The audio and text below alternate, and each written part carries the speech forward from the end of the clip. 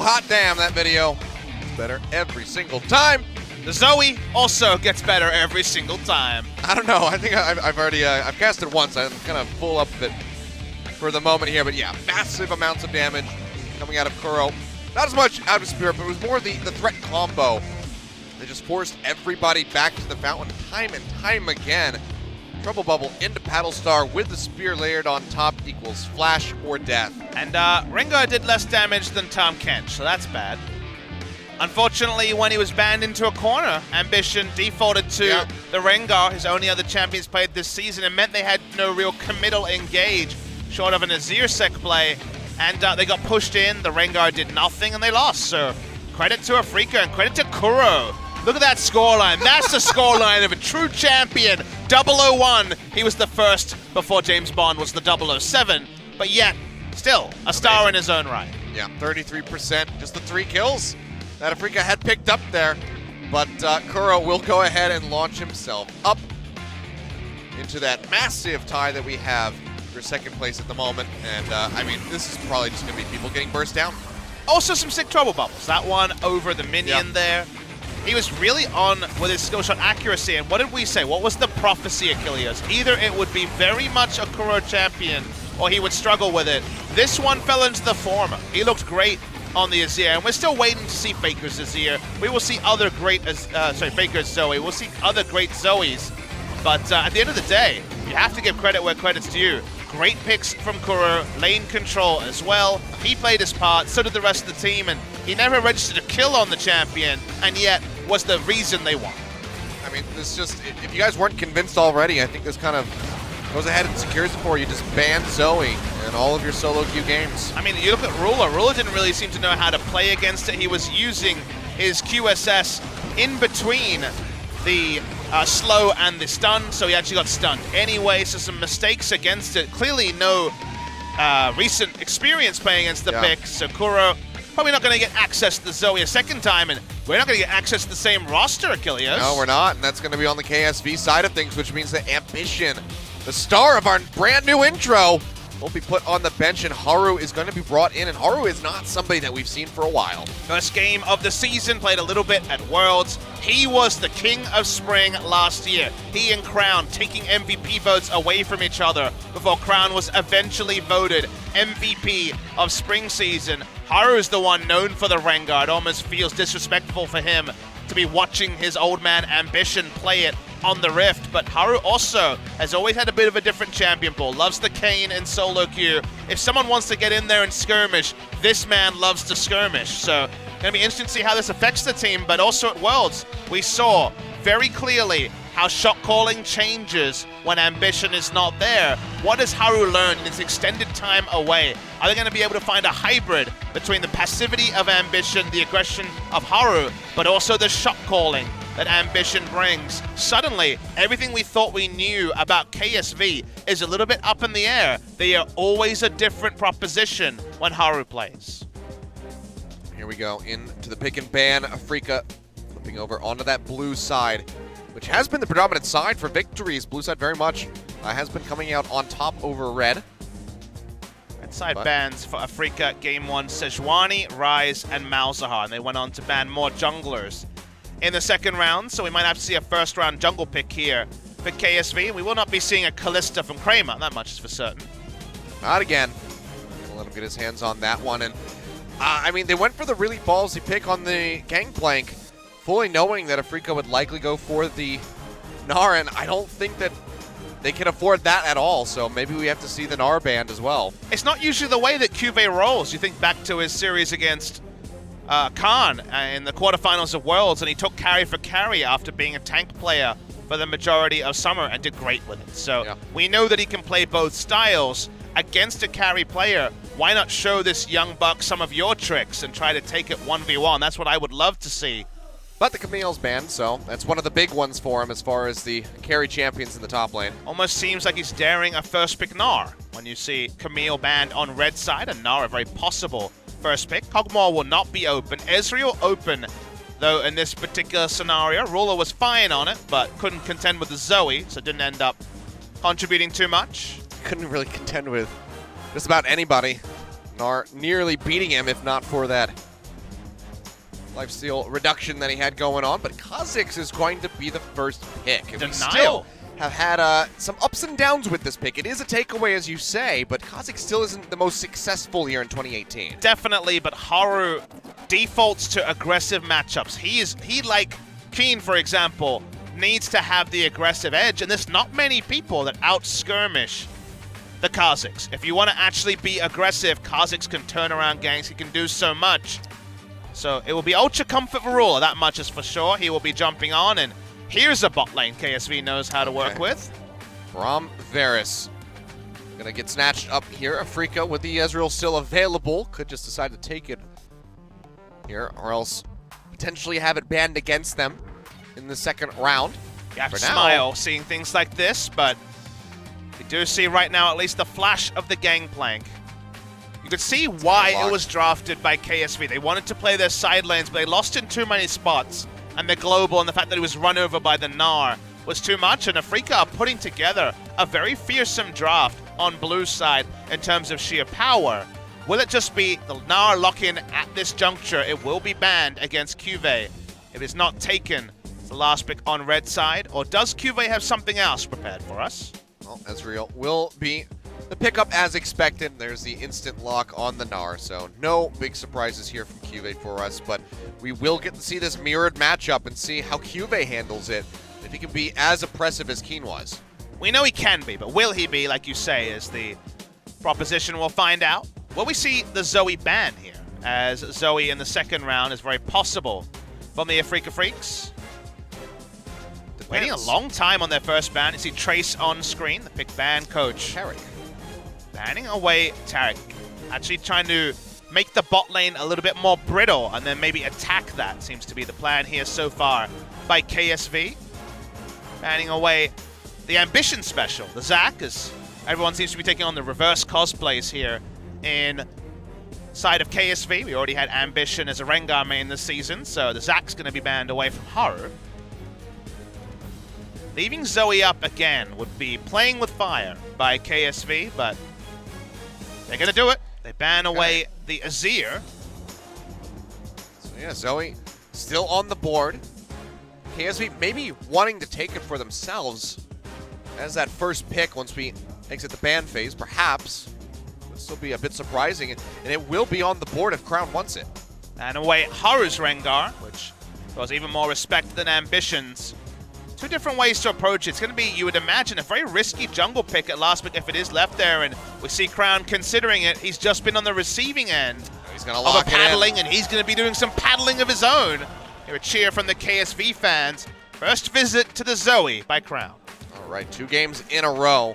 Getting a bit spoiled here as we see that one locked in. But yeah, like you said, not that many jungle options left available. The Nidalee that we just saw from Spirit could be taken by Haru and does fit his wheelhouse of champions. Very aggressive Battle Ward style. Or will we see something crazy? I would love to see the Kayn. We never see Kayn in solo queue, and if it was a very squishy lineup, we never see it in competitive play in Korea, I should say. If it was a very squishy lineup, we would have considered it, but this is another way to go against Zoe. Just get ultra tanky and tank up the Trouble Bubbles and Paddle Stars, which is what Kura is going to be looking to do. He was another one of our resident Gallios, and it's also a Galio Kha'Zix special, so the sort of thing that will invade very aggressively. Afreeca in their second round of picks here round out their draft very well. Suddenly, you have balanced engage, you have the ability to invade, and have the first rotation of the Galio. Okay. And it's going to be Jungle Jax, so tank Jungle Jax from Haru. Haru, just like Malrang, is an inventive player. You can pull off very inventive ganks, but I feel like you have to get the snowball rolling, at least in terms of pressure, like Afreeca were in the previous game. But Afreeca Freaks and KSV are polar opposites in that way. KSV suddenly do feel like they have to fight fire with fire, and that's against Galio. That's against a lot of tools by the Afreeca Freaks. KSV and Afreeca, this is going to be a really exciting one because there's a lot going on here, and just farming to the late game isn't necessarily going to be the best way forward for KSV.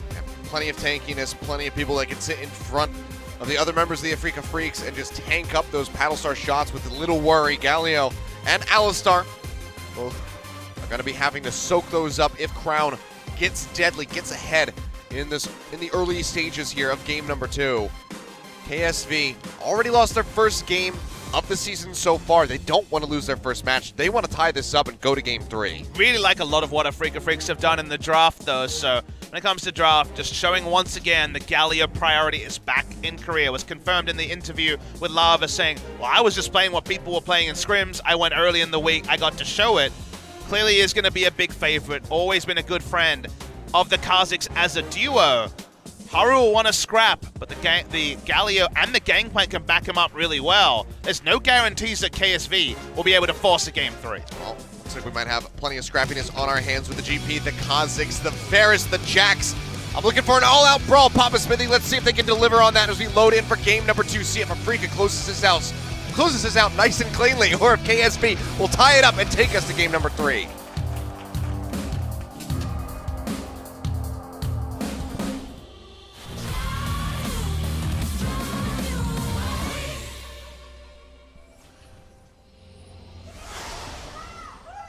소환사의 협곡에 오신 것을 환영합니다. We're JJ and Crown waiting for the river brush here at the moment, seeing if anyone from Afreeca is going to wander just a bit too close. Scary proposition against Braum, so you'd imagine no. This is definitely the support you're the most respectful of, even more so than perhaps Alistair, because he does not have to commit to actually start a stun chain, 1Q, a couple of ranged auto attacks, and lights out at level 1. Means that Afreeca will be very, very shallow. Really excited to see someone other than Score visit into the Jungle Jacks. It's 2 games for Score, 2 victories, but they've been largely passive. It hasn't been much involvement from him. But I remember Malrung's crafty ganks with ward jump into flash, into E in the mid lane. Does that work against Galio? Your thought is no, and because it's Galio, remember those super leashes? They're back. That they are. Have to start up right here at the Raptors. Plenty of damage offered up here for Spirit. Amusingly, because the AP and the base damage of Q went down, it doesn't instant clear. But still a lot of damage, like you say. Just be able to solo down. So the super leash is back. Thought that was a thing of the past, but just like the Galio, has reared its ugly head again. Look at those DPM numbers. Azir at 444 is terrible. Awful DPM numbers, but he was out of range of doing damage the entire time, so Crown was just a complete non-factor on the Azir. We'll see how much he can increase it this time around now that the Zoe is in his hands. He's going to be trying to poke down, but it's just going to get more and more difficult as time goes on, given the tankiness here of the Galio. So the Trouble Bubble going to connect for the Paddle Star. Kuro's one hit from dead. All right, that's a damn good start for Crown. Well, he got owned, but he can just go away and teleport, so flash down, not ideal. Maybe we'll see that Jungle Jacks go for a visit in the mid lane. We very well could. I apologize to all you out there who've been watching other regions with Zoe involved. It's new in Korea, new tech. They didn't notice it till recently. But does an ass load of damage, that's for sure. Let's watch Haru here. Gonna be spotted by a zombie ward. Those level 1 wards turning into extra vision with a zombie ward is so powerful. Yeah. Zombie wards will be nerfed, so 3 minutes into the game, if a ward was placed at 1 minute, I believe it would have timed out by now if it was the new zombie ward. That sounds correct. So, less of that long-standing vision that you can just throw down for free at the start of the game. The wave clear times. Kuro will hope that that was just a early salvo and no more, but lane control and mid lane down to the Zoe with a flash lead. Juve walks up, going to be able to harass. It's Keen. Keen staying equal in CS and a very defensive start by Juve has gone for the Doran shield, accepting that he will be taking plenty of parlay harass. Haru's the one who's empowered by a no-flash Galio and also the Nah vs GP matchup, so let's see what he can make of it. For now, just going to be recalling back to base, it would seem, as Kuro just takes a little bit more damage here. Also worth noting, you know, flash and secondary summoner spell advantage as Kuro did TP back into lane. Finds a GOP out of nowhere. The wonder of Zoe. There's an exhaust waiting on the ground, so there you go. Now has that. So if we see the Kazakhs come in for a visit, just go ahead and mitigate so much of that damage. that would otherwise rip right through the squishy little mage. Amos sitting back and wondering about if the Comet would have killed Galio at level 2. Hard to say. Hindsight's 20/20. Galio will be able to just rush the Merc Treads or go into the Abyssal Mask. Probably going to be both of them this game because of the sheer threat of Zoe.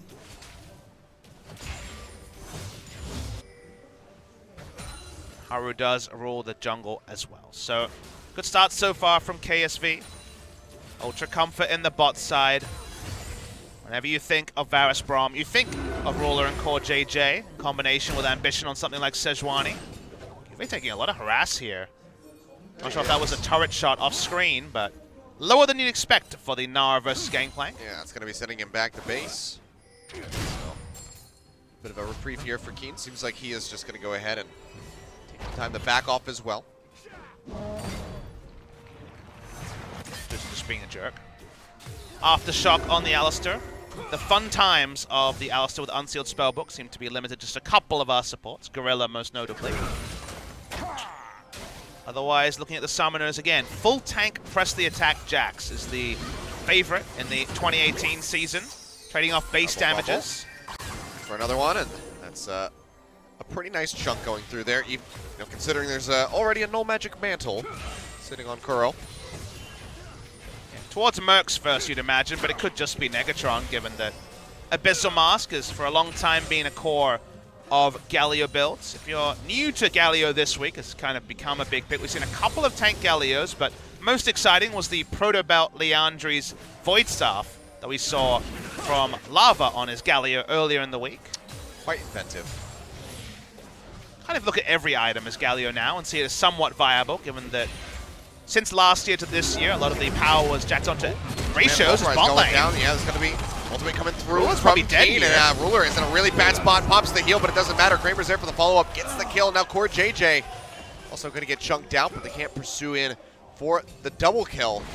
But Ruler going down early. Both summoner spells used by him, and the stopwatch is not a good look for KSV. Yeah, they look a bit out of sorts. The kill secured by a very good use of the Cannon Barrage. So Keen, an excellent map watching ability there. You usually have to play the lane when you're against Gnar because of all the harass. Was able to watch the bot lane, get the Cannon Barrage in the right order, and like you say, through all three defensive tools at once, able to kill Ruler. It's a big advantage here for the Afrika Freaks. Nicely done, Crown in the meantime, going aggressive here in the mid lane. Gets the sleep for the Paddle Star hit. Just short of it. However, to chunk out Kuro and maybe force him back to base if that one connected. Seems like he's going back on his own anyway. This Crown is feeling a bit cheeky. Crown trying to do everything himself. Poke around, poke down his mid lane. Just pick up Blue on the back end. But nice vision coverage here from Afrika Freaks around the mid lane. Could afford to have their support go for a roam as Ruler only now just gets back to base. Back to lane, I should say. Nothing to talk about in the top side. No turret damage. Still good wave clear, even early from the Gangplank. So when it comes to actually getting meaningful turret damage, you'll see just one auto and then backing away. Yeah, just a slight little lead here as far as the CS is concerned. But that is fully to be expected for Cuvée in this matchup. It's just whether or not he's going to be able to run away with the game like we saw from Keen. If he can match that insanity with the Gnar. Something tells me that his build will probably be just a little bit different by comparison. I think equally offensive, though, is probably the way we're going to see from Cuvée. I was very offended by it. Solo Q also will do some tributes that perhaps will cut corners in the effectiveness of what we saw coming through from Cuvée. He'll also be the big frontliners for Ruler to be able to do his damage. Well, they're going to be going for Rage Bait, going to be going very standard in his item build, but can't afford to be giving up summoners and stopwatches for free if he's going to hit his item timings early enough. We're going to have to be careful about that one. Two Paddle Stars back to back as he just charges his way straight into that Sleepy Trouble bubble. Happy news is the resist linger, so even though Crown was able to wait till after the obvious AoE taunt field went down, he was still getting the resist, so damage a bit lower than expected. The Negatron is complete now, working his way towards the Abyssal Mask. Definitely not the same proposition that Crown was faced on when he was against Yeah. the Zoe in that particular game, game 1. So far, pretty passive stuff, which for a KSV game is not a surprise. When the scaling is not guaranteed for KSV, it's going to be pretty competitive. Late game, definitely not ideal for them. Still down by about 1,000 here. That first blood, and you can see some differences that we're seeing here. Haru gonna go low, jumps over to the side, just takes that blast cone out. Crown trying to offer up the trouble bubble, but not finding the stun there. KSV not finding control around Zoe's lane. That's the one thing that you'll remember that Afreeca had the entire time is he's going to be stunned up. A cheeky little portal jump there, but Crown gonna go low, chasing it underneath the turret. But still, again, holds on to the flash. Knows his limits. Manages to stay alive. It's a very different game when Zoe doesn't have the ability to duck both sides of the lane when you're not going to be winning the skirmish. And without a vision lead here, the Jack's going to be much stronger in a true 2v2, but he's not going to get a true 2v2. Right now, he's second to every single engagement. That suits Afreeca just fine in bot lane. We do see Shot Barrage stop, but here's Spirit. That one straight in. Ruler gonna get popped on the backside right as Spirit comes in. Core JJ manages to stay alive yet again. Has to use his flash, but that's gonna be 2 deaths now for Ruler. Afreeca keep pushing the pedal here, trying to just speed up the game as quickly as they can. Have the Galio to do that, Achilleos. So far, using it extremely intelligently. Got a gank onto Crown, didn't force a summoner, but he was under his turret, respecting they didn't have full vision on where the Galio was. Galio was bot lane. Oh. Galio's taking good trades now as well. Gets the taunt in there on the ground. Takes a bit more damage in that exchange than he would have liked. Haru in the meantime trying to take away these Raptors. Smite's gonna come down. He'll just exit with the Counter-Strike rolling. Fascinating early game. Once again, you feel like Afreeca's on top. Kills show that.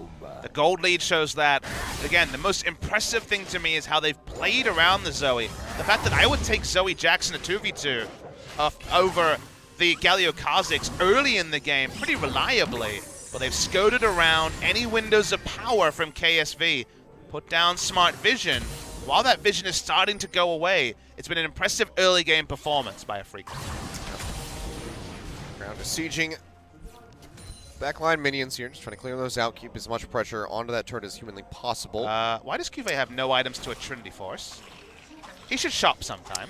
Yeah, he really should, you know? He just has a Ninja Tabi.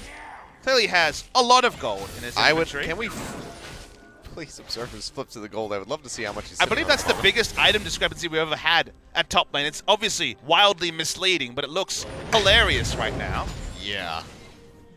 Well, he needs to find a time to go back. Maybe this is it right here. You should be able to get a very large purchase done. Oh, yeah. Black Cleaver, perhaps. Frozen Mallet straight up, perhaps. He's being kept under turret because Gangplank's pushing up. Yeah, he's been interrupted. He could use some help from Haru, perhaps, over on the top side of the map. Force it back from Keen is, well, instead, Haru looking to push in here, but Kuro and Tucson just be the most CC. When you don't find a back timing, it's like you're in, you know, a 3,000 gold disadvantage, right? He's in a Trinity Force disadvantage against his opponent because he hasn't found a back timing. There's no extra interest rates for the gold in the inventory. And while he's not going to be solo killed in lane, he's giving up lane control to a Gangplank because he's been so conservative with his back timing. Interest rates on gold in the inventory would be awful. It would be an awful idea. No one would ever back. And we do have let's just wait till late game, man. We do have lending in the game, so it feels like the interest rates are the next thing to add in. That's true. We do have that. He goes back and buys a Black Cleaver. Felt like it could have been even more, but it's just a straight up Black Cleaver. Well, it's better than what he had. Yeah, definitely.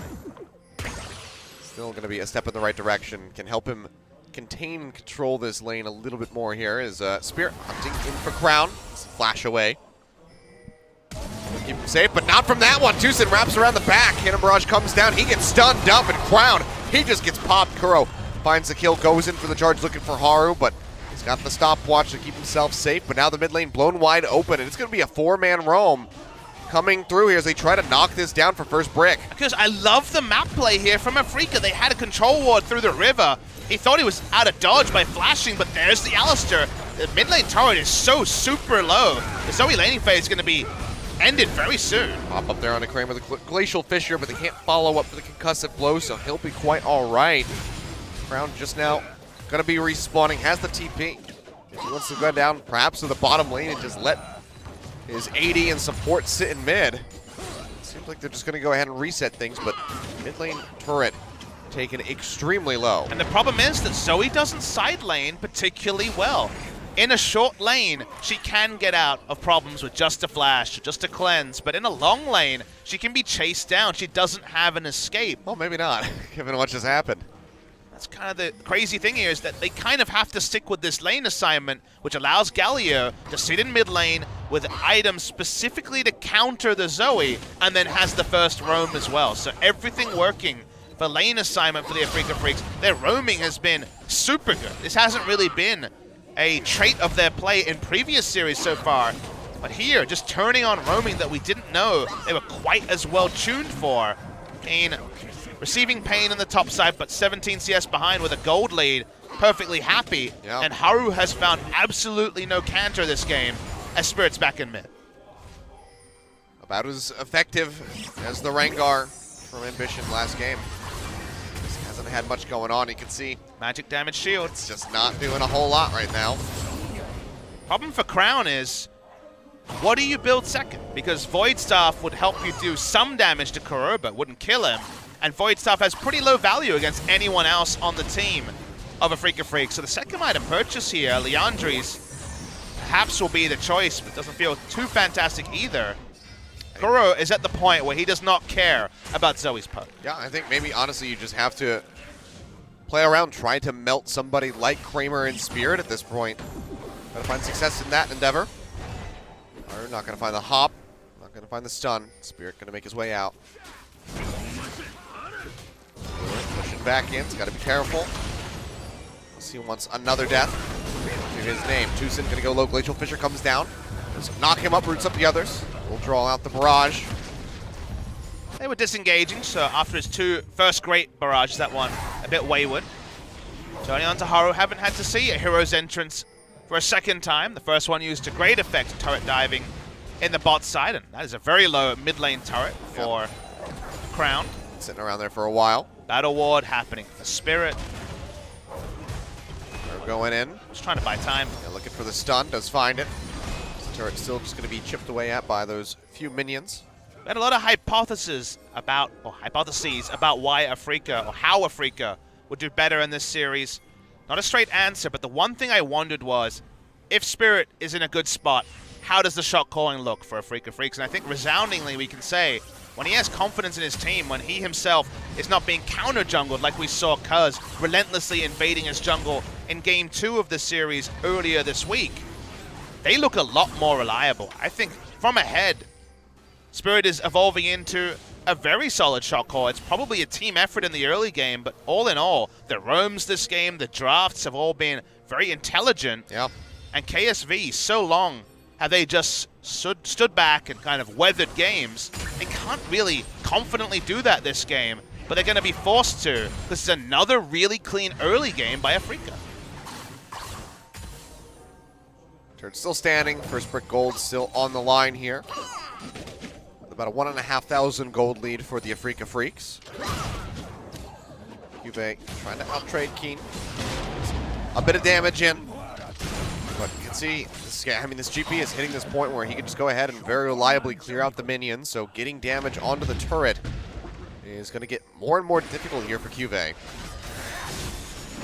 So many reasons why KSV was looking good coming into this matchup. Afreeca being dominated by Kingzone just 2 days ago. KSV not really breaking out a sweat, going 4-0 before this game. And yet none of those had mattered. Remember, at the end of the day, KSV had a lot more time to prepare for Afreeca Freaks than Afreeca did for this team. They had two equally difficult propositions this week between Kingzone and also KSV. They look like they have the tonic for KSV in this particular game in a way that few teams have in recent history. Maybe looking for a bit of a gank here. in onto Kuro, who is extremely tanky. Now has Spirit waiting in the wings. He's going to go back in. It's a Justice Punch up. The Trouble Bubble in onto the Galio. Crown has to jump back. Portal Jump brings him straight back into range of Spirit. True Shot Barrage not going to connect. They throw down the Barrage. Crown goes low. It seems like he might just make it out with his life, as does Haru. Using the Leap Strike over to the minion to get out of range of the GP ult. Barely make it out though. Flash now down on the Zoe yet again. First roam for Tucson once again on the Alistar. Great on the roams here. CoreJJ, predictably on the Braum, has been focused on lane. Spirit knows they've forced out both the mid laner and jungler, so a free red buff. What is so far perfect game pace for Afreeca Freecs. Yet again. Dragon hasn't come through here for KSV. And the pressure has just been insane. Spirit constantly just one step ahead of Haru. Or at least is responding immediately to the ganks. Yeah, in position to counter gank, good pathing. Love how they forced the flash early in the laning phase. For the Zoe, and when Haru has made the proactive moves that have worked in solo queue or working a year ago, he's found himself frustrated. We haven't really seen Haru prove why he was subbed in for Ambition, who sure did not have a fantastic game one, but has the runs on the board, you'd imagine, from World Championship status. Kuro is going to go to a bit of damage himself, haunting guys a little while ago until Leandri's no doubt coming out. It turns out Tucson still takes a good chunk of damage. There's Crown looking for another little trade there, but Double Bubble not going to connect. Yet again, Spirit lurking nearby in this mid lane. We're already at the point where Kuro's kind of happy to tank up the Battle Stars and stop the wave clear from allowing him to be pushed in. You know, he's able to tank up one, Q the wave twice, push up against the Zoe. Throwing up a control ward right next to the enemy turret. He gets trouble bubbled. He doesn't care. I think he took damage. Nope, he did not. Not even close. And that's going to be the Rift Herald called in. So, goodbye turret. Honestly, it's a waste of a little bit of that Rift Herald's HP just to get the charge off. Could have been close to timing out. Wasn't 100% sure that. They're going for more, though. Keen just walks up, tanks the turret. He doesn't care. Trouble Bubble yet again, connecting in onto Kuro, but that's about it. Mirage thrown down to the back line. CoreJJ trying to block as much as he can with the Unbreakable, but the Rift Herald is still just ripping apart the turret, and looks like they might just lose it. Kuro coming in, Hero's entrance gets under the wall up, not going to connect, nor will the concussive blows go off. Kuro's going to be fine. The turret barely survives, but Afreeca, they force up, they take it. First brick goes over to them. In the best decision here. Now second. Best decision for KSV was to ult the Galio, try and burst him down, but we know that's not going to work. There's no way at this point in the game he could be taken out. Couldn't even get a stopwatch out of him. Now the amount of map control they have in the mid lane is minute at best. Gonna be deep vision from the minions as they push them up. So much room for the Galio to roam. Things just get better and better for Afreeca Freecs. Twice in a row. Afreeca looking clean. It's not over yet, but still, they're on a very similar pace, if not a better pace than we saw from them in game number one. KSV is just struggling to find anything at all. This is the duality of the Afreeca Freecs, though. They came into the studio at the Gangnam Stadium on Tuesday and asked everyone what they thought for what was a very hype matchup between a Kingzone team that had lost and also the Afreeca Freecs, and everyone said, yep, Afreeca, I think this is Afreeca's time. They're looking great, they're looking strong. Got 2-0, you know, wasn't close against Kingzone. And then today, you know, I think everyone would have had their money on KSV, and it hasn't been close the other way. Like, KSV, in this case, haven't looked as poor than they did against RNG in the group stage of Worlds. Now, ages ago. So, that to happen here is full credit to the Afreeca Freecs, and feels like KSV, for once, is a bit of a step behind the meta in this particular game. Trying new things, trying the Zoe. But it doesn't necessarily feel like Crown is getting anywhere near the same value. The Galio pick's certainly a big reason for that. Yep. Will we see KSV make a true proactive attempt at starting a fight this series? Because we're 1.5 games in. I'm not sure we've seen one at Killjoys. Not much of anything here. Stun going through onto the Galio, still looking to chunk him out, but even with everything being dumped onto him, he hasn't even been pushed below 50% HP. All right, Haru's like, well, I'm a carry. Goes full solo Q. Q will not be going for the tank build. It's going to build Trinity Force, I guess. I mean, you might need it just to try to, trade with Spirit to chunk out Kuro. A lot of gold from the jungle for a 0-0-0 jungler to go, though. Bit questionable there. Not really a big fan of the Trinity Force from the jungle on Jax. Every other Jax jungle we've had previously had gone for an assortment of tank items. Some people would say that it was quite questionable to sub Haru in here. Fair. Juve trying to hit the wave, but the boomerang's barely missing. This keeps getting so close, but I mean, like, even this hasn't been nearly as dominant as we would have expected given the reverse matchup. That little CS advantage for Juve certainly means that Keen is massively ahead given the parlay and the Kleptomancy. No doubt. And here we go, Spirit jumping in on top of Crown. Galio coming in. Haru is here to back up. Oh! They're just surrounded. Oh boy, Spirit just gets annihilated. Crown, Portal jumps in, Portal jumps back. Wind's not there. Battlestar a little bit too early. Barrage not going to find Crown, and Haru might be able to finish it up, but from downtown. Here comes the true shot Barrage, and Kramer will finish him off. Oh, that was hilarious. Had done so much work, even paddle jumped away from, portal jumped, I should say, away from the damage on the Q, and then there was nowhere for him to go. Dies anyway from downtown. Bad luck Crown. It's a new meme that's grown in that particular scenario. Trinity Force Jax, though, pretty good at killing turrets. Yeah, as it turns out, he will chunk that one down, so take another look at this. Crown does absolutely everything he can. Flashes away, hits the paddle star, surprising burst, gets the kill. And then in so many ways he can go down. This is a Leandri's Galio. The full ticks of his Q would have killed Crown. One he can't hit of go that. back. But there's Ezreal around the Baron buff. Boop.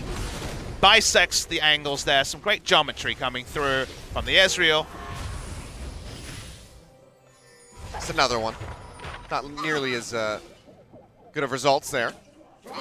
What does Tickle Ruler and Core JJ? Crown truly is the Charlie Brown this time. He tried so hard.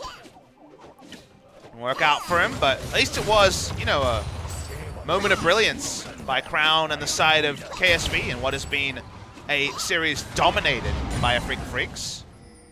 Whether it's just an individual moment and 2-0 loss, or whether we'll see more from KSV, not going to be clear. It's going to be a free Cloud Drake to the side of Afreeca. Going to be the first one here in game number 2 at 27 minutes. Mountain going to be the next one to come through, and then we'll see that Elder Drake spawn. This Crown still sitting in the side lane. Protect this top tier 1 turret as best as he can.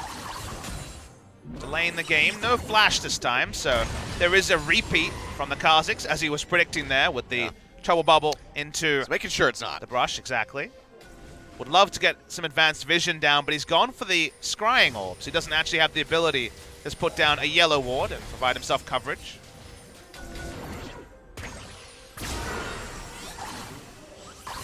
Finds a ghost, Yep. as you do. He's going to pop it. Why not?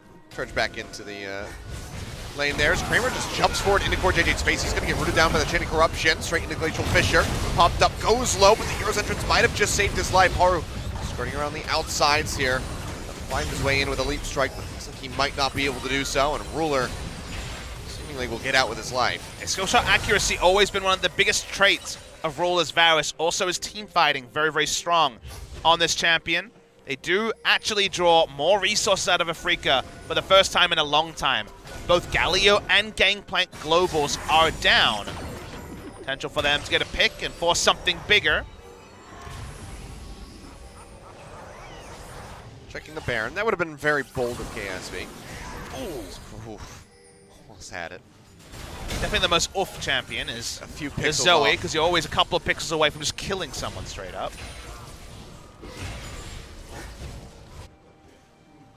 Back away with the game. Not necessarily swinging towards KSV, but for once trending upwards for KSV. 25 minutes plus of this game were very comfortable for Afreeca, but a couple of good moments in a row for KSV. Trying to bring it back in. Seems like Juve is going for a very similar build. As we see the Phantom Dancer completed. He got the cheat sheet from his opponent number and Keen. Do we see the Bloodthirster played with Ruin King, though, is the question. Might see an earlier Guardian Angel, I guess, is possible. A couple of different ways. Feels like this is the core right now for the I want to dunk on Gangplank, and from there it's pretty situational. As Asterix has done, the most damage, I would say, straight up, but also utility would be Blade, so very much could be the next choice. Finally, KSV feel like they can push up. They know that Galio ult's still down for a little while. This could just be Kha'Zix's death. No, he has QSS. Yeah, for the moment, they had that brief little chance to push up, get a little bit of damage down onto the turret, but still going to be a while before they can open up the map even further.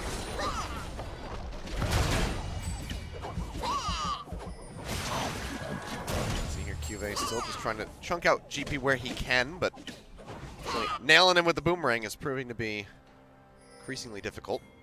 Spirit had to abort his item build a little bit. He has one big item in the Duskblade, but otherwise just a QSS, so definitely not strong here on the Kha'Zix. The boots of mobility, QSS not really helping him in team fights. No Black Cleaver to buff up other people's damage.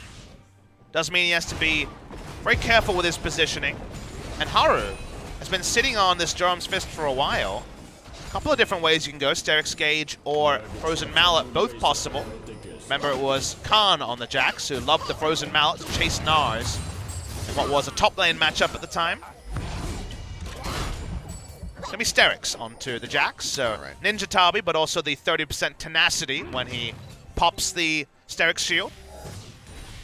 Try to survive a little bit longer in some of these skirmishes. It's a brawler build. At the end of the day, just going to try and trivialize, say, Spirit and Keen in a fight with Counter-Strike and his general annoyance factor. Weird to think of Jax as a new age farming jungler, but that's where the meta kind of has gotten. He's gotten a bit crazy. Another ghost drop there onto the ground. Always gone for a different item build than we're used to. Low magic damage on the enemy team, only just the Liandry's on the Galio. Actually gone away from his wit's end, and he's gone for very early Lord Dominic, saying that, well, I'm probably only going to get to hit Kuro and Tucson forever. Well, Chain of Corruption coming down, Ruler, making sure that Tucson can't get on top of him for the Pulverize. Stays safe, but big ultimate down. Lord Dominic's strong against the Stone Plate that we already see on the Galio. Juve trading up here against Keen. Doesn't have lifesteal, though, so it's No, not it does as not. one-sided as these trades might get later. 32 minutes in, and he still has the refillable potion. Not going to be doing a whole lot for him. Just like that True Shot Barrage going across Ruler. He's got the shields to help him stay quite healthy. His crown jumps in to the face of Koro. The game has been a lot more even. Early game, we thought, okay, a Freak of Freaks 2-0 looking a possibility, but KSV, this team fighting Varus comp, has shored up some of their weaknesses. Items starting to be pieced together. QV does have the Bilge Water, so he did like what he saw in the reverse matchup. Anything you can do, I can copy, apparently, so far as the story. Yeah, just copy pasting. He doesn't quite have the kills and the massive CS lead here to back it up. The biggest sheer difference between the two teams is the junglers. Jax has tankiness and damage. There's burst from Spirit, but really nothing else. He has a very mediocre build. He's not snowballed. He's not necessarily free farm. He had to go QSS, and he went Moby Boots for early roaming. Can't really criticize any of those things individually, but what it means at 33 minutes is kind of just dies to AoE or the first paddle star that comes his way. This means that the pressure is on the members of KSV to actually find that pickoff. Spirit now hunting here for Haru. He's going to jump out. You can see not a whole lot of damage, and just with really the 1 W, Haru trades back the same amount of damage. And Galio was top lane, so there was not going to be a gargoyle. Still, first thought is always going to be back away. The warning indicator comes later, but Haru knows what's up. Oh, now Haru in a bad spot. Good flash away to take him away from that headbutt pulverized combo that certainly would have had him isolated and potentially gotten him killed. Keen hasn't really lost significant turret HP this entire time on the bot side, and that must be frustrating KSV, who would really have hoped that this would have been a longer lane in bot side. I mean, he's been so elusive. QV just actually can't hit him with the boomerang, so he's not getting the hyper proc trades. He's got a Phantom Dancer too, so he's Ready to battle this. Oh, here we go. Ruler getting jumped on. No hope whatsoever. Kill credit actually going over to Keen. Participating from the bottom lane. Ruler way too far forward. Without that turret, and Afreeca, they're going to be pushing in, looking to take the first inhibitor here of the game, 34.5 minutes in. Didn't even take 5 members. They just take down Ruler. He's all alone. No coverage on his right side means Alistar gets him. Free inhibitor for Afreeca Freaks. That's the reliable wave clear gone. No piercing arrow. I mean, Crown can do that, but to hit the minions when Tucson and the likes of Kuro are standing in the front, it's very difficult. Manages to get the shot there onto Kramer, but too little too late. They already taken it. And this almost feels like it's happening in a different game than what was happening in mid lane, because it's a short lane bot side. Both outer turrets are up, and this Gangplank and Nara are doing not much, which suits the Gangplank, who's very close to a 6-item build. This is such a weird game. It feels like these two people are playing a custom game while we're playing a 4v4 team game. Oh, here we go. Cuvee going big. Sarah's Gage gonna get Popkeen going low. Has the orange. Beautiful stopwatch. Denies the Gnarl. And now Cuvee has overstepped. Spirit arriving. Will get whopped. Kuro coming in from the side. They jump in. They lock him up. And he is gonna go down mid-leap. Perfectly played by Keen. And just greedy from Cuvee. He just had a rush of blood to the head. He said, well, the inhibitor's down. I don't know. I can kill this guy. As if there was nothing else happening. You're cementing the fact that he saw it as a true 1v1 when it was just a symptom of Afreeca winning the 4v4, Ruler being caught, dying with everything up. He was instantly dead to all the CC. And suddenly, this game has gone from 0 to 100. Again, it's a good all-in from Cuvee, but the moment that you keep going under turret, when you have almost no idea of what's happening around you, it's a bit tone-deaf from Cuvee. Unnecessary to go this deep. Reminds me of Smeb last week, kind of going 1v5 for no reason. And now they have no inhibitor, and what was an even game swings wildly to Afreeca Freaks. I mean, you see it, that play like that from Keen. 3-0-3 against Cuvee, on KSV, on Samsung Galaxy, world champion. You just kind of have to wonder, A, what's going through his head, and B, what North American team is going to give this guy an offer next season, because it's going to happen if he maintains this form. Don't do it, Keen. Don't take the money. Last year, Afreeca Freaks could be a really good team and a really bad team in the same week.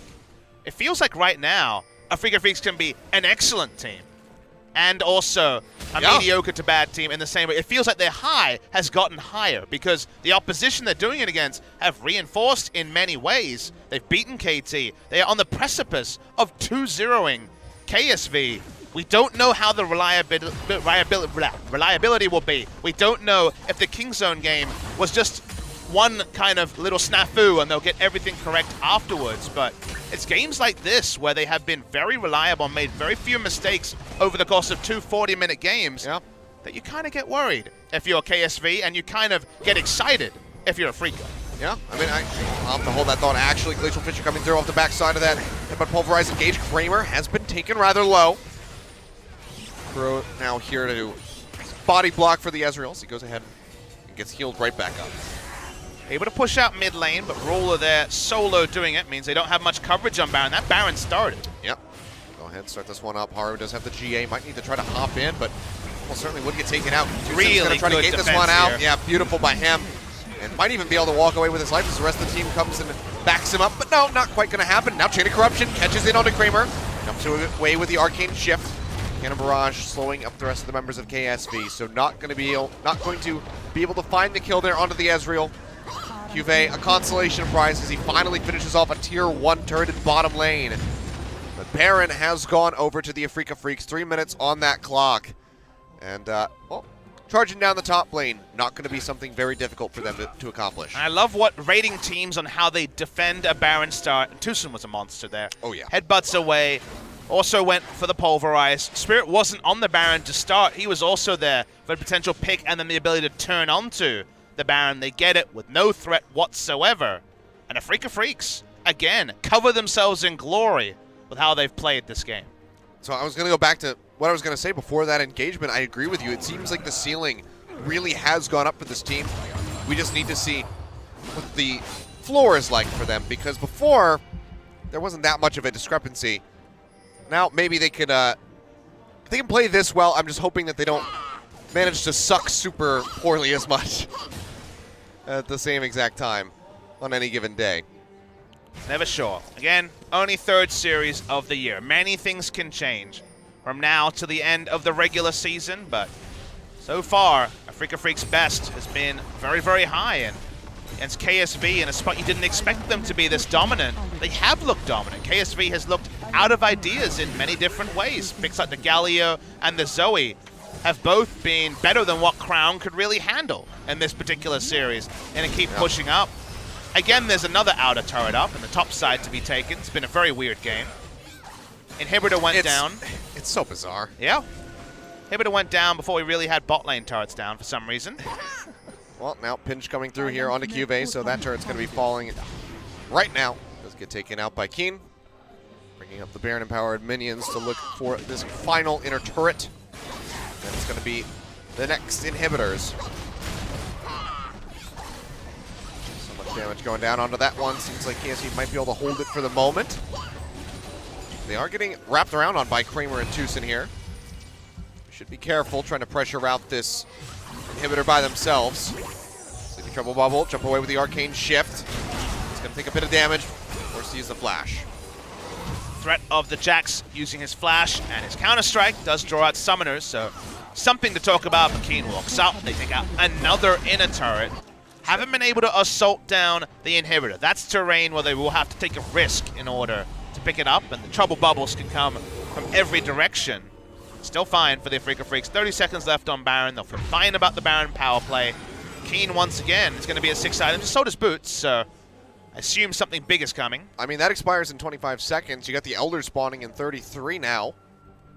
So could just be the next play here for the Afreeca Freecs. Move over, pick that up. They've got 2 buffs. Not great for combat, but knocking down the inhibitors and the remaining turrets. Mountain Drake will help out with that, and then the double stack. Keen is confirmed to be our newest Shoeless Warrior. 2 games in a row, 6 items, no boots. The reverse matchup, you have to say he's probably won it against Cuvee Achilles, which rises him up that top lane rank.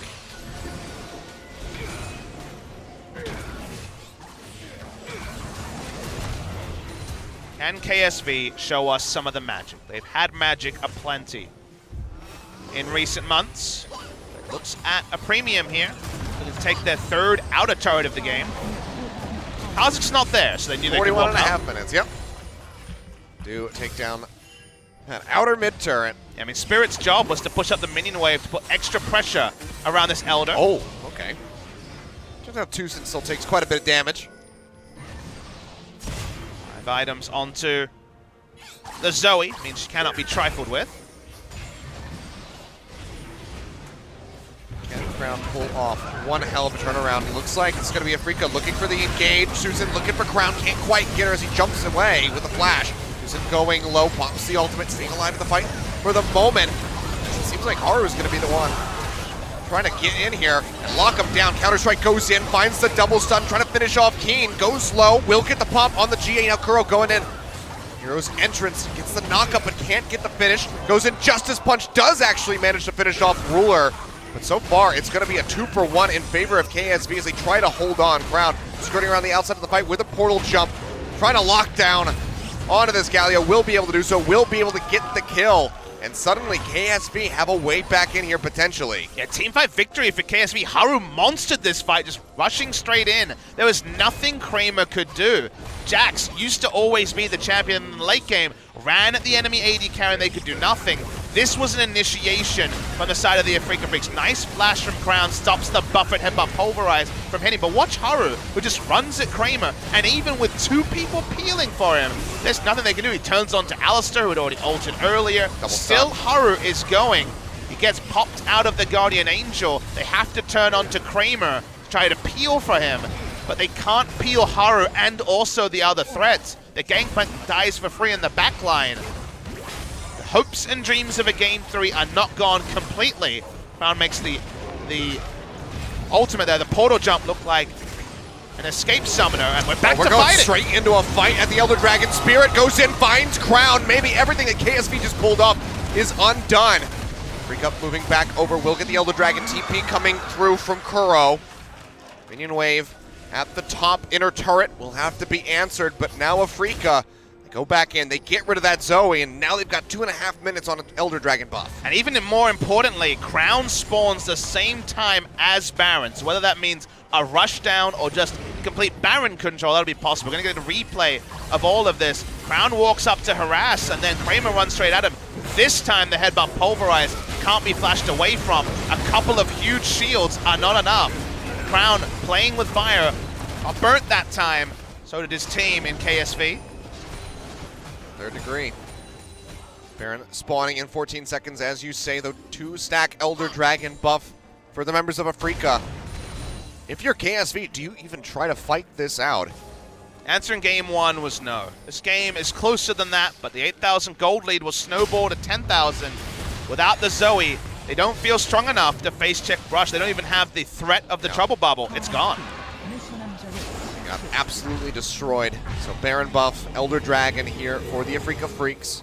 Last time out, we're able to pick up multiple turrets. They still have that exposed inhibitor in the mid lane to focus out. Apply that extra pressure onto KSV. But again, it takes some risk pushing that far forward. Somebody like Kramer, and even Tucson, as we've seen, can still get annihilated by the Zoe.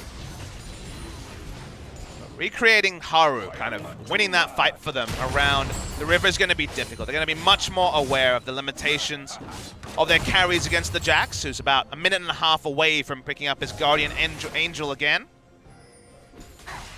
Actually have threat outside of the big pick from Crown is going to be a little bit more of a struggle. Smartly playing multiple lanes, but I'm going to get the 5v5 team fight with both buffs running. Only 30 seconds left on that Elder.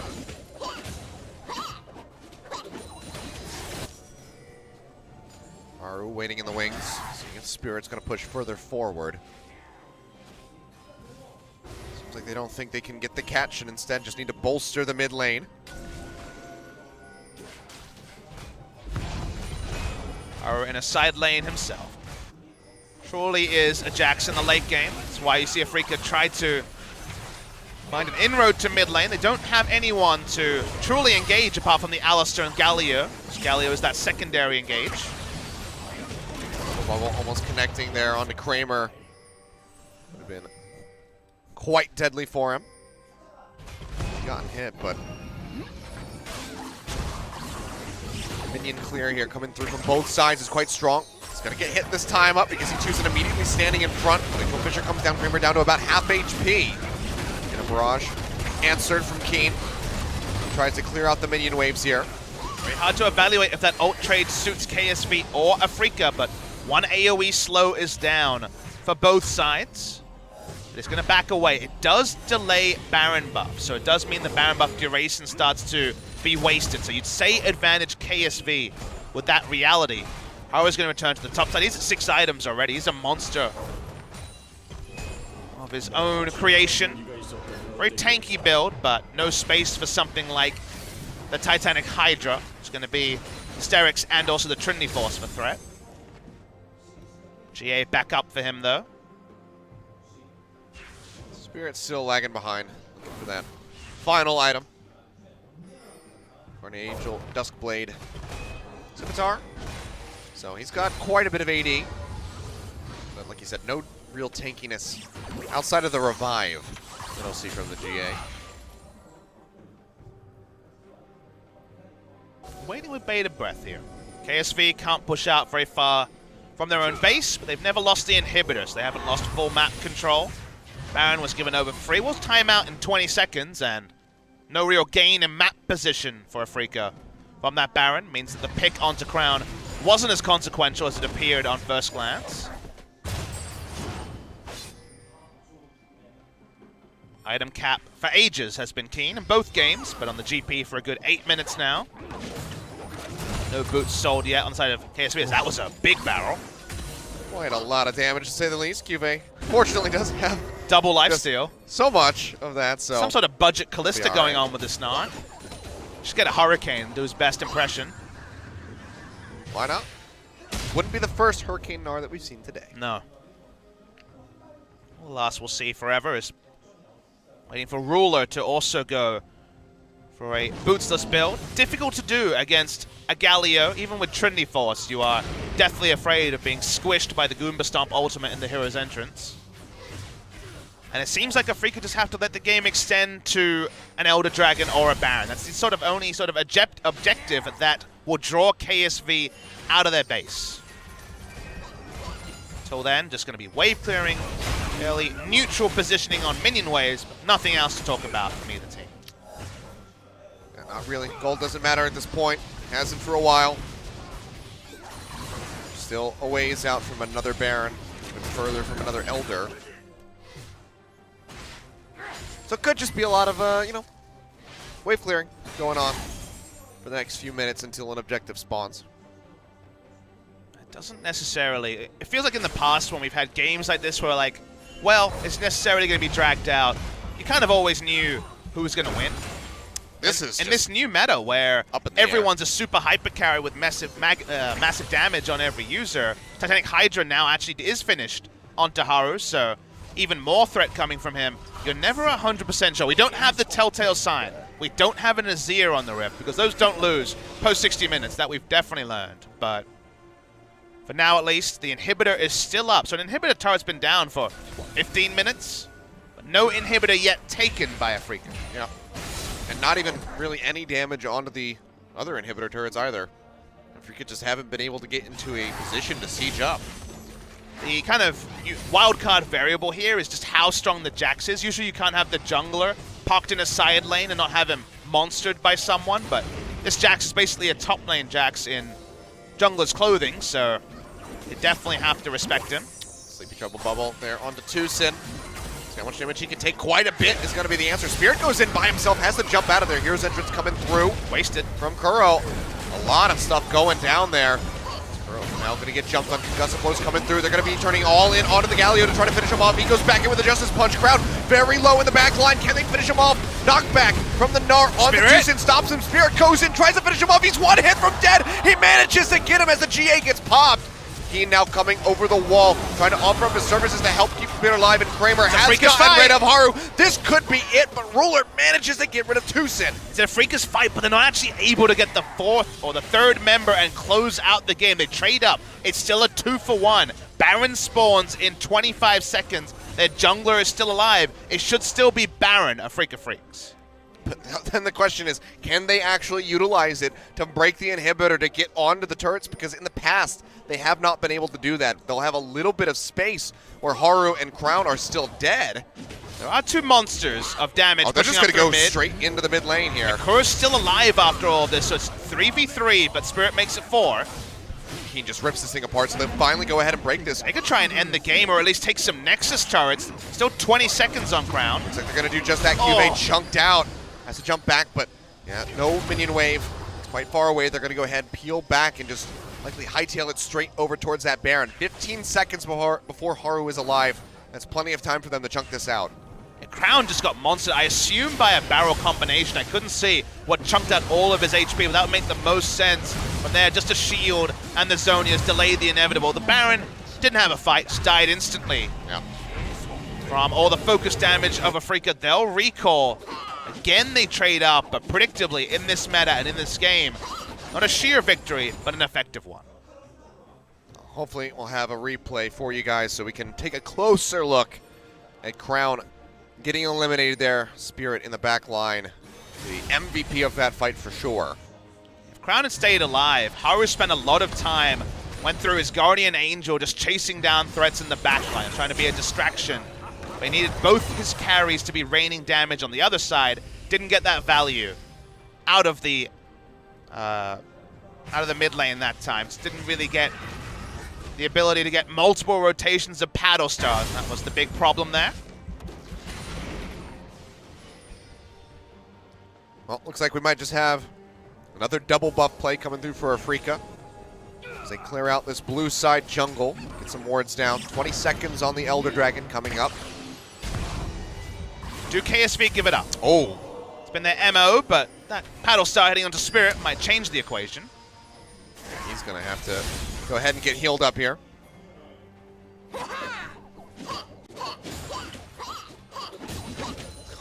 He's got a lot of attack speed, Achilles. And a lot to say. I feel like that Gnar and his shouts remind me of Korean Lissandra, Yes. where it wasn't meant to be said that often because of It's like cooldown reduction or attack speed, respectively. It's like the same exact sound, but just pitched up and more frequent. What I'm saying is that 2.5 times attack speed, Gnar is an abomination. Oh yeah. That's an abomination. Lissandra needs to shut up, as does Nami. You know the way it Gnar goes. just runs at Spirit, does a lot of damage, but gets disengaged, and this is where the real fight is happening on the bot side of the map. Juve taking a bit of damage there. And the Dragon Buff helping him out. The barrage coming down. Core JJ and Ruler both have to retreat, and that's going to be another inhibitor falling here in favor of the Afreeca Freaks. Top lane not really prepped. They could go pick it up, push it in, maybe take out that last one with this minute that they have remaining, but seems like they're going to just use the Baron buff to get back to base faster. Only inching forward, but never actually taking a backstep. That's not the Afreeca Freaks we know. They've always made trades, but often they took riskier and riskier trades, and sometimes just lost games purely from that risk. Whereas here, they've been inching forward logically. Throw down the Gangplank ult, zone the members of KSV away from the turret. They have to respect the threat of anyone riding the Galio and potentially just killing Ruler. Ruler's done everything he can, every team fight, to conserve his flash, because no flash on Ruler potentially can just be the game ended by the Afreeca Freaks. And yet the result is another inhibitor goes down. 2 down finally after a 20-minute stalemate around the mid lane inhibitor. Buffs are going to start the timeout. Baron buff down in 10 seconds, Elder Dragon down in 45 seconds.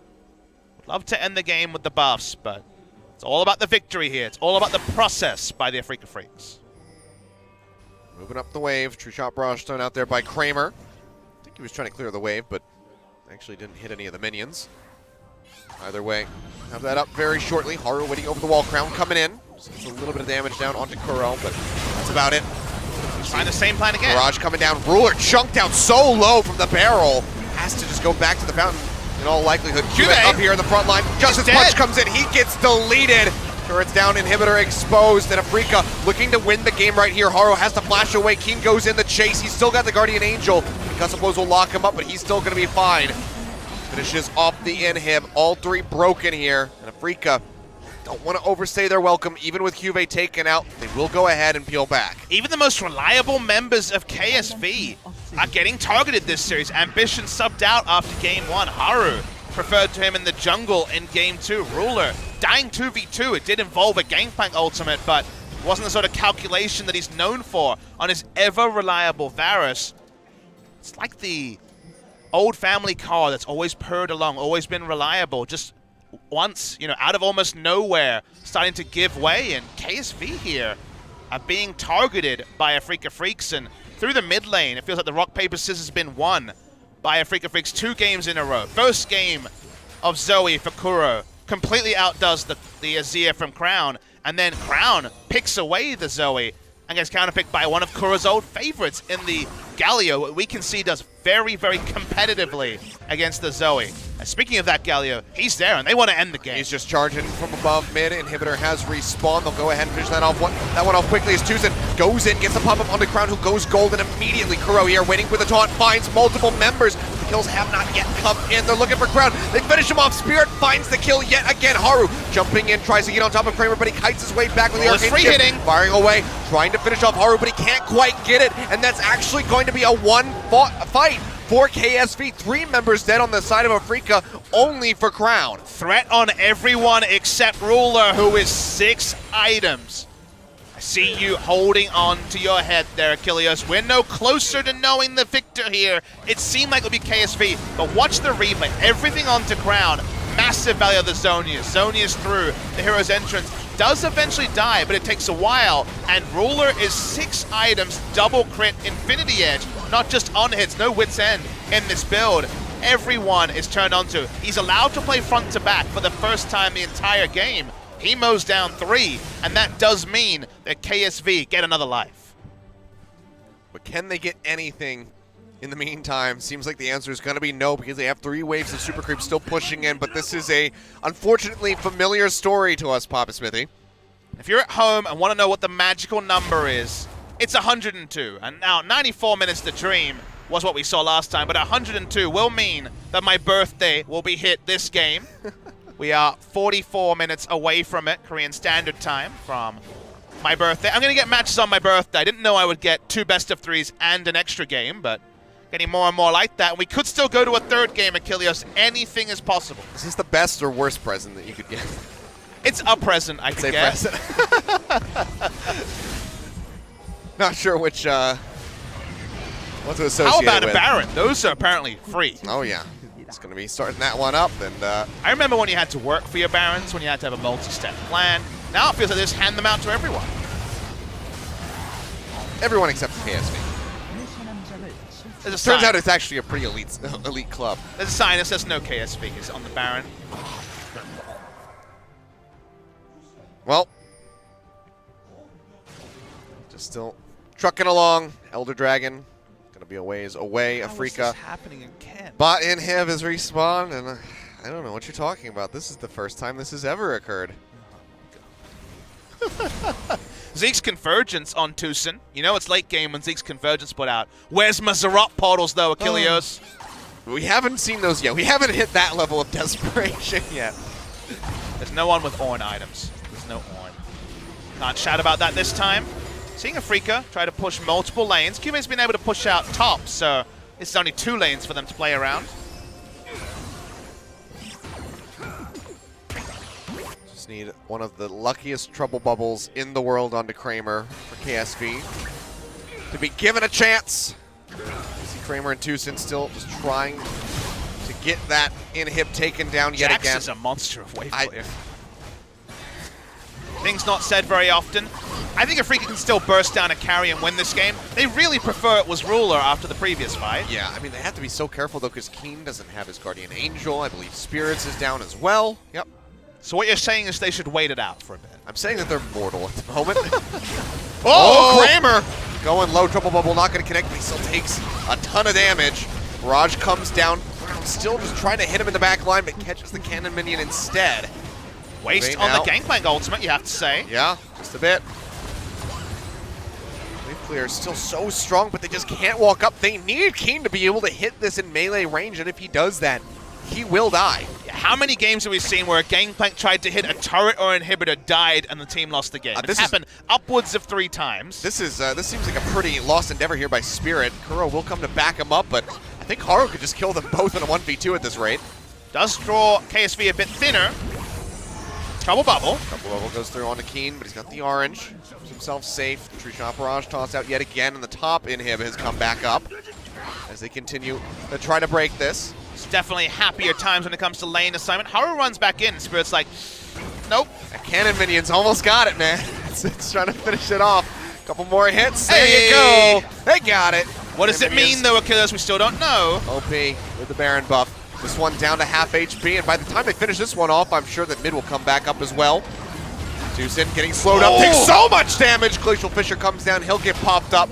No one there to proc the concussive blows, but that might be it for the siege onto this bottom inhib. So many almosts with those almost pixel perfect paddle stars. This game coming has through from almost Crown. ended at one point. I think we need a new record. Where's my 95 plus, man? Let's do it here between KSV and Afrika Freaks. This is my new life. Only day 3 of my 6-day LCK week. I'm ready for more. I mean, even if we don't break the game record, we still could break the time leaving record because it's 11:20 p.m. We could still go to a 3rd game, and that one could be another 60 minutes. Other things could break. My mental could go boom. Yeah, the sound could break on the headsets again. They say that if you listen closely, you can hear when Papa Smithy's mental goes boom. I'll let you guys decide the timestamp for that one. The desk also looking a bit brittle. Afrika have a lot to work with here. I just don't understand why this always happens. And it's to me, always man. when you're here. I'm always here. I'm not to blame. You're to blame. This is nonsense, man. This is all. It was Max last time. All of last year, it was Atlas's fault when the days went long. I don't know what happened, but I don't like it. Well, the Zarot portals are out, so we're in the super late game, guys. In case you wanted. Elder Dragon, they're not going to fight for that. They've got 3 Zarot portals. All right. Well, here we go. Elder Dragon spawning. KSV, will they do anything to fight this? Juve getting jumped on. Goes Mega. KSV doesn't need to be this far up. When we did see Jin Air in a similar scenario, they weren't fighting for buffs, but you can see KSV are trying to fight. It means they're in exposed terrain. This is not a game extender by KSV. This is them trying to actually fight when they feel like they have a chance. They have the Zarok portals in top lane. That's why they feel they can walk up, but eventually they think better of it, they back away. So will this be the Elder Dragon going over to Afrika? Whether or not that is enough for them to finish this game, I have no idea whatsoever. If Jin Air versus SKT means anything, it means that it's probably going to take about 7 more. Got 9 Barons in that game. Yep. The losing team Not had sure 6. how many we've had so far. Perhaps Joel will whisper in our ear. I don't know if I'm ready for a Joel Whisper right now. I need to really get myself just zeroed in on this particular game, as it's complete madness. The problem is I'm going to have to question, is it actually Joel whispering to me, or is it my mind slipping away? You never know. After 2 games like this in a few days, Nara is doing his best Hurricane impression now. He's basically Kalista. No Blade the Ruin King anymore. Bloodthirster gone as well. Got Now, Thornmail. it's kind of annoying with this build. He is just trying to be as much of a jerk as possible. The Zarok portals helping the top side earlier than we saw. It was pretty late for Zarok portals in the Jin Air SKT series. You want to know something fun? Inhibitors are back. The top inhibitor's about to respawn. Nice. Oh, Kramer getting some alone time here. Dodges out of the Sleepy Trouble. Really nice arcane shift. Crown goes low. Tucson goes forward. Tries to find the pop. Bottom inhib here. Looks like they'll go ahead and complete the sweep. As the top one gets ready to come back up, Cuvée still frontlining, has a Guardian Angel, but has to go back to the fountain. Doesn't want that pop. Yeah, they should definitely back away. This It's is far just too gonna be early time. to You know, the push Baron's up. about to spawn in 45 seconds. You just go pick up another Baron because you really need like 9 to finish the game. So just go ahead and pick that up. I don't want to talk anymore. I'm done talking. I don't know if I want to live. Ah, no. But this is just. It goes on and on and on. About 30 more minutes, and we will have broken the record by 2. How does that song go? This is the song that never ends. Goes on and on, my friends. I don't know. That's the new LCK theme song. Don't let OGN tell you otherwise. Off and off we go. What's that Green Day song? Wake Me Up When Afrika Ends? Something like that. Freaka, you know, they're going to get another Baron. Maybe an Elder. Maybe both at the same time. Actually, no. The Elder's not there for another 4 minutes. That's not going to happen. This is the right move for them. They already have 3 inhibitors. Smart to pick up the Baron and then attempt to end the game. Tucson's there. Expecting there to be some sort of interruption. We know that he doesn't need to be there. No one fights for Baron in 2018. 채했습니다. Why would you? 빨간 팀의 Useless 억제기가 objective. That's such a 제 30-minute thing to do.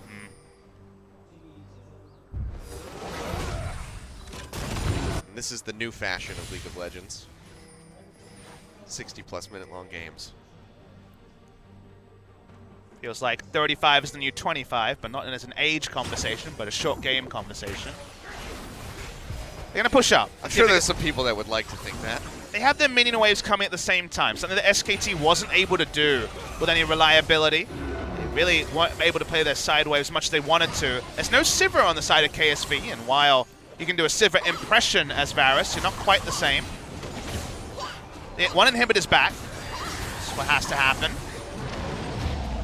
Slowly taking damage here from these Baron-empowered cannon minions. Yet again. Trying to break it. Wave clear from Ruler. It's just insane. So, doesn't seem like they'll be getting much damage in onto the Nexus turrets either. Kuro is still just desperately trying to finish off this final inhib in the top lane.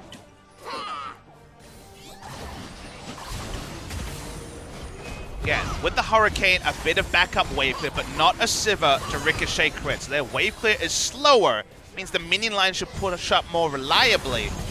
Game could definitely end from here. Paddlestar hits Spirit, means he's out of the fight. So he has to peel back, which means the game probably won't end here. We'll see as things continue, however. Guardian Angel's back up for multiple people here. His Spirit just gets a little bit of HP back. But Inhib still standing strong. Tucson can definitely There you initiate. He go. has the Galio threat as well, and just popping the Righteous Glory enough to once again rub out one of these inhibitors. So going to be all 3 out now. So all 3 out, but not for much longer. Respawn timer's not far from here. Yep. The problem is, they have to fight tooth and nail for an inhibitor, and they back off. That's really all you can do. The health bars are getting lower. The wave clear is still good. It doesn't actually lead to an advancement of the position they're in. And we just kind of rest, rinse, repeat, try and judge how many people will be dropping their items. There still is boots on multiple members. Smart moves so far. And Afreeca have more flexibility than there was able to happen from the side of SKT. They do have the Galio to play multiple lanes and respond faster than just a teleport. What was that movie with Tom Cruise, Live, Die, Repeat?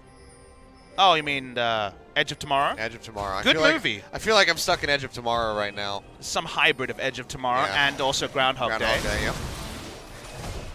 This thing's going back and forth here. Will takes a bit of damage, but of course has the lifesteal to bring himself back up. Drop Barrage getting a little bit in. They held on to the minion waves a little bit there to actually have them crash at the Looking same for it. time. Crown has gone low. Has to go back over to the Fountain. Ruler as well, caught up in the Cannon Barrage. It's chunked out. A lot of damage in onto the lower Nexus turret here. Haven't finished it off yet. Get a big chunk on it this time, though, Achilles. Kramer will be able to finish it off. But Pulverite goes in. Ruler chunked out, has to kite his way back, trying to stay alive. The lifesteal, we might actually see the finish of this game here, just beyond the 70-minute mark. Tucson just front lining. Turret getting ripped apart. The Nexus has been exposed. Tucson goes in deep. Keen up in the front line, trying to chunk this down. He's got the Guardian Angel, but he has to flash away. Meanwhile, in the back, Kramer gets taken out. Haru finds the kill. Can they pull it off? So low! Afreeca Freaks trying to get the hits, and it's just Kuro on the backside. He's so tanky as a Galio. A It's so couple more low! hits. Can he get it? No! Oh! He hasn't got it! They hold it off 70 minutes, 40 seconds! Are you kidding me, KSV? They live to fight another day! Somehow, it's even closer than with SKT versus Jin Air. An auto attack away from the Kazakhs to end the game. With the long Death Dimers, KSV, they're 5-man strong. How far can they get, Achilles?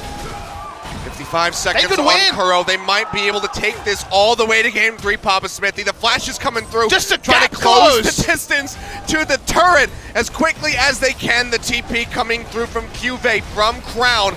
Turret goes down. 25 win. seconds on Kramer. I think they have it as well. Papa Smithy, Yeah, they Luminious do. joining them in. KSV are going to take us to game 3. We're going to be casting games all the way through to your birthday, Papa Smithy, because good God, what a comeback. KSV pull that one out of their asses, and they tie up the series 1-1. Just crazy scenes here at the E Stadium. It got so close. People wondered, watching back, that match between SKT and Jin Air. What if SKT bum rush the Nexus? We get that shown right here. It does not work, but it's oh so close. Everyone will watch the replay and agonize over whether they should have been auto-attacking a champion or auto-attacking the Nexus. No one knows for sure without a replay, but we know that KSV are not smiling. They are not accepting anything after that victory. It was by the finest of margins, somehow closer than that famous game a few days ago, and we have to do it all again. Unbelievable. Game 3, 11:30 p.m. here in Korea. Afreeca Freaks gonna have to put their heads together, figure out how they're going to approach this game 3. It looked good. Both games look great, but we'll go ahead. We'll get another look at this final fight. Everyone always has an agenda at this point. The shot calling can never be clear because there's no exact right decision. You don't scrim the 70-minute fiestas. Watching here, they get the turret down, and what happens afterwards? Keen is auto-attacking the Nexus, doing auto-attacked by Cuvée, goes down to Guardian Angel. Haru is a monster on this Jax. There's no Ezreal to have safe ranged auto-attacks onto the Nexus. Everyone's trying to fetch. Tucson auto-attacking. Galio, so close. He actually uses his E. Could he have gotten another auto-attack in? What was the HP? I want to know what the HP was. It would have been sub 100. We weren't able to get the click in. Maybe OGN will be able to confirm. If he hadn't used the Justice Punch, would there have been another auto? This is a question we will not know the answer to for Kuro. And somehow, not even in Game 3, we still have an entire Game 3 to serve you, OGN Legion. We had something that is a callback to a famous game days ago, and then another game to offer up. Yeah, it was no 94 minutes, but the ending is probably even crazier. Absolute insanity from KSV, not going down without one of the most tooth and nail fights I have ever seen. 11:31 on the clock as we get ready to go into game number 3. We're not done yet. One more to go. KSV does not want to go home with a loss under their belt. They want the match. And it seems like they will stop at nothing to secure it for themselves. Insane scenes here. The fans, for the 3rd time out of 4 match days, are staying after midnight. Dedication is all I can say, Papa Smithy. That's about it, but we're going to go to a break. When we come back, we'll have the conclusion.